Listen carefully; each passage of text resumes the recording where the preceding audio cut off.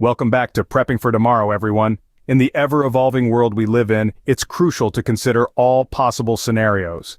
Today, we are delving into a topic that doesn't often make it to the top of the prepping list, but is absolutely essential: surviving long distances without the luxury of a vehicle in an SHTF scenario. Now you might be wondering why we'd even need to consider such a situation. Let's paint a picture for you. Imagine waking up one day to find gas prices have skyrocketed beyond affordability, or worse yet, gas stations have run dry due to a sudden shortage. Or perhaps you turn the key in your vehicle's ignition, only to find your trusty ride rendered useless by an EMP attack, or a crippling cyber attack on our nation's infrastructure. And let's not forget Mother Nature's fury. Natural disasters like floods, earthquakes, or severe weather conditions can make roads impassable, leaving your vehicle stranded. In such scenarios, what would be your next move? How would you traverse the miles that lie between you and safety? That's exactly what we're going to explore today. We'll be diving into the importance of having a non-motorized travel strategy at the ready.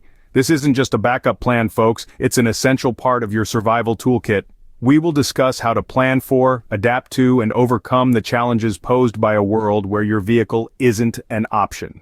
Today, we're going to equip you with the knowledge and strategies you need to navigate long distances without the aid of a car or truck.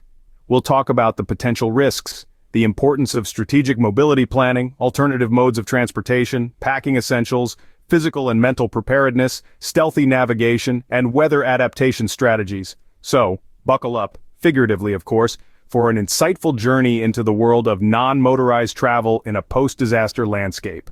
Do you have a plan for non-motorized travel? Today, we'll discuss how you can prepare. After all, preparedness is the key to survival, and knowledge is your best tool. Stay tuned as we dive into this critical topic, and let's get prepped for tomorrow, together. Let's start by mapping out scenarios that could render vehicles useless. Picture this. Global tensions have led to fuel shortages, gas prices have skyrocketed, and stations are running dry. This isn't some dystopian future. It's a possibility we must face. The roads are clogged with abandoned vehicles, and your trusty car is nothing more than an oversized paperweight. Now imagine a different scenario. An electromagnetic pulse, or EMP, has just swept across the globe. This isn't science fiction, it's a real threat. An EMP could be generated by a solar flare or a targeted attack, wiping out all electronic devices in its path. That includes your car's computer system, rendering it completely inoperable. You're left stranded with no way to get around. Or perhaps a natural disaster has struck. A hurricane has flooded the roads, an earthquake has torn up the streets, or a wildfire has blocked your escape route. Your vehicle, once your ticket to safety, is now a hindrance rather than a help. And let's not forget about cyber attacks. We live in a digital age where our cars are as connected as our smartphones. A targeted cyber attack could cripple our transportation infrastructure overnight, turning our vehicles into metal cages.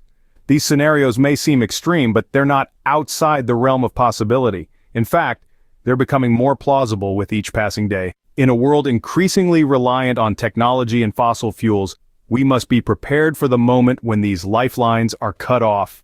And let's be clear, when we talk about these risks, we're not just discussing inconveniences. We're talking about life and death situations.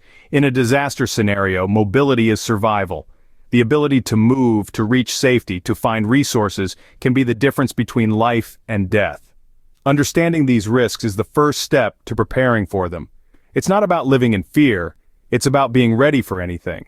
It's about ensuring that no matter what happens, you have the tools, the knowledge, and the resilience to survive any situation you face. Now that we understand the risks, let's talk about how to plan routes that avoid main roads. In a post-disaster world, main roads could be blocked, heavily monitored, or simply impassable. The key to strategic mobility planning is to anticipate these challenges and plan your route accordingly. Think about the possible risks and obstacles that could come your way. It could be a flood that has washed away a bridge, or a roadblock set up by desperate survivors. Or it could be a government checkpoint that you would rather avoid. Understanding these potential hindrances will allow you to plan a route that circumvents them. Next, explore alternate pathways like secondary roads or trails. These less traveled routes could offer safer and more reliable options. However, they can also be more challenging to navigate. Therefore, equipping yourself with a detailed map and compass is essential. In fact, becoming proficient in reading a topographic map can be a lifesaver, allowing you to identify the most accessible routes and avoid steep or treacherous terrain. But don't rely solely on maps and compasses. Learn to use natural landmarks and the stars to guide your way. Familiarize yourself with the local flora and fauna. Knowing which plants are edible, which ones are poisonous, and where to find fresh water can be vital.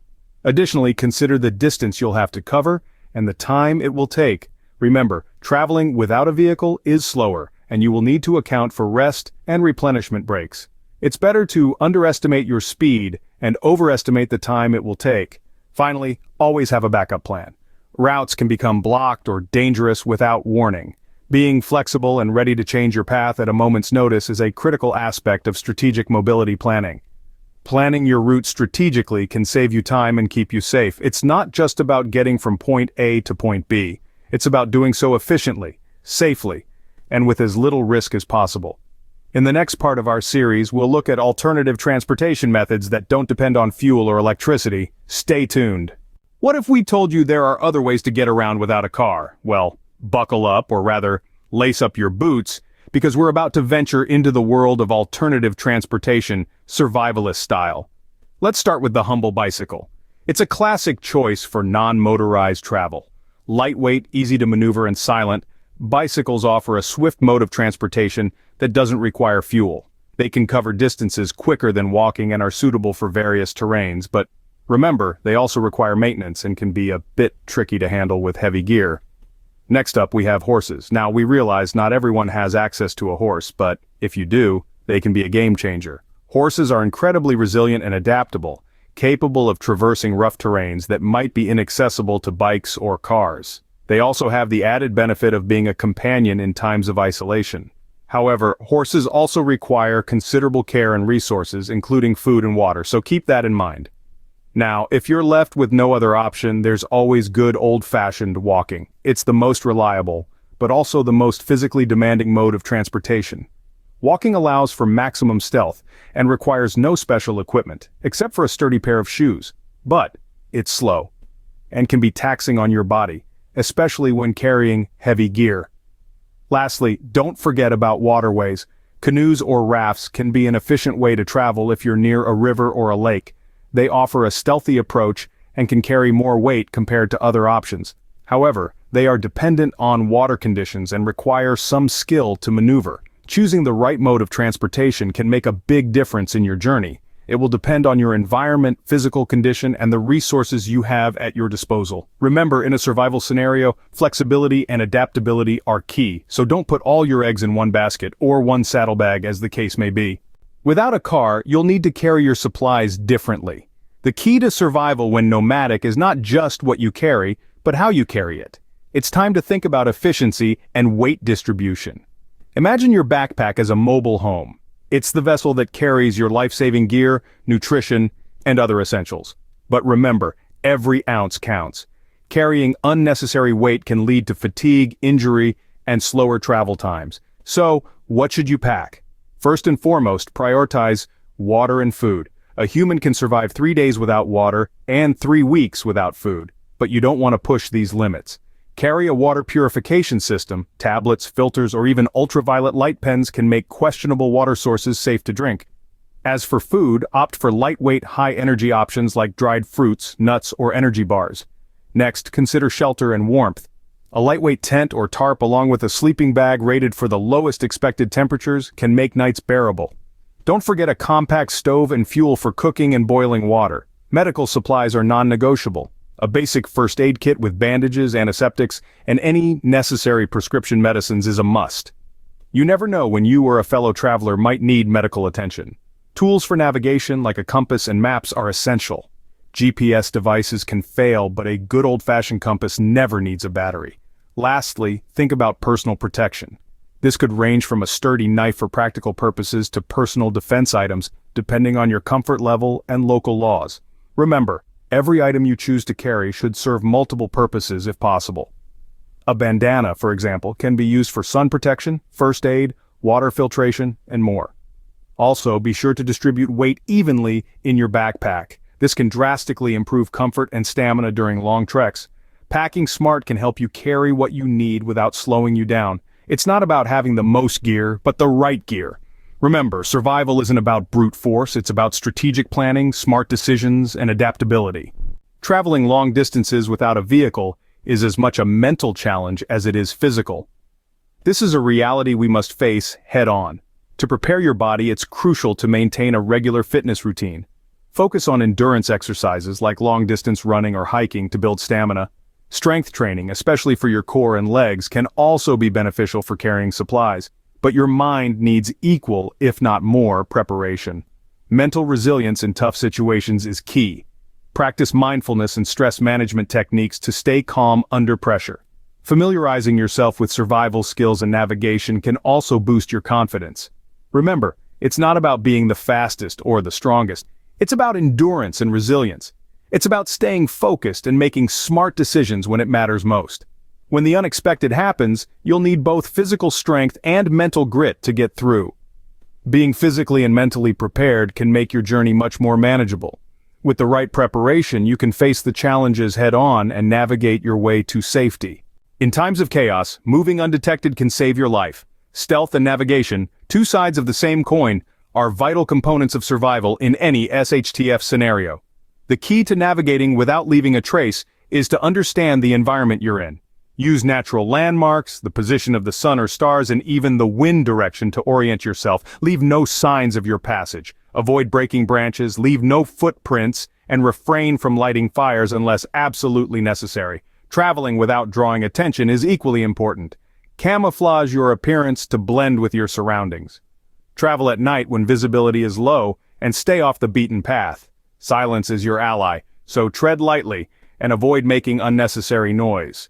Remember, in hostile environments, your goal isn't to reach your destination the fastest, but to arrive unnoticed and unscathed. Staying under the radar can be a crucial survival skill. Adapting to various weather conditions is crucial when traveling without a vehicle. It's not just about staying warm or cool, it's about maintaining your mobility and safety under any circumstances. Let's start with your gear. The key is to have versatile, multi-layered clothing that can be adjusted according to the weather. Waterproof and windproof outer layers can protect you from rain, snow, and wind, while moisture-wicking inner layers can keep you dry and comfortable. Don't forget about your footwear. Choose sturdy, weather-resistant shoes that can handle different terrains and conditions. Next, consider your travel plans. Be aware of seasonal changes and extreme weather events that could affect your journey. Avoid traveling in severe conditions if you can, but if you must, make sure you're prepared. Learn how to navigate in fog, rain, snow, and extreme heat or cold. Finally, remember that your body is your most important tool. Stay hydrated, eat well, and rest when needed. Being able to adapt to different weather conditions can make your journey safer and more comfortable. As daunting as it sounds, being prepared to travel without a car in a post-disaster world is a crucial survival skill. We've explored the potential risks, strategic mobility planning, alternative transportation methods, survival gear and supplies, physical and mental preparedness, navigation and stealth, and weather adaptation strategies. Mastering these elements can equip you to face challenging situations with confidence and resilience. Remember, it's about more than endurance. It's about making smart, strategic decisions that could ultimately save your life.